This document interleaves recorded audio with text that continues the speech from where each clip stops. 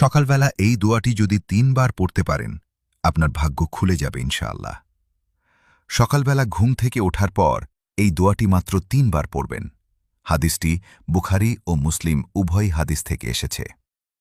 কত ডিপ্রেশনে আছেন, কত দুশ্চিন্তায় আছেন, কত পেরেশানিতে দিন কাটাচ্ছেন, হয়তো শুধু আপনিই জানেন। হয়তো আপনার মনের ভেতরে এমন অনেক কথা আছে যা কাউকে খুলে বলতেও পারছেন না। হয়তো মনে মনে ভাবছেন, হুজুর, অনেক চেষ্টা করছি কিন্তু একটা চাকরির ব্যবস্থা হচ্ছে না।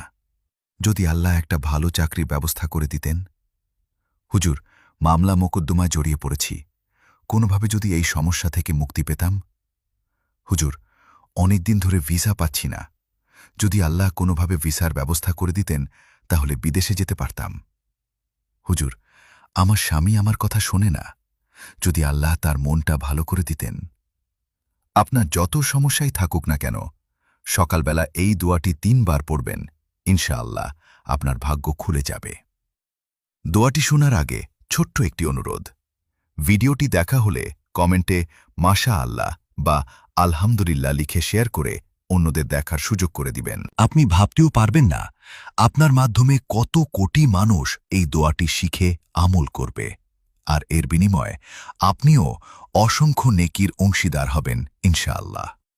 দোয়াটি হল, লা ইলাহা ইল্লাল্লাহু ওয়াহদাহু লা শারীকা লাহু, লাহুল মুলকু ওয়া লাহুল হামদু ওয়া হুয়া আলা কুল্লি শাইইন কাদির।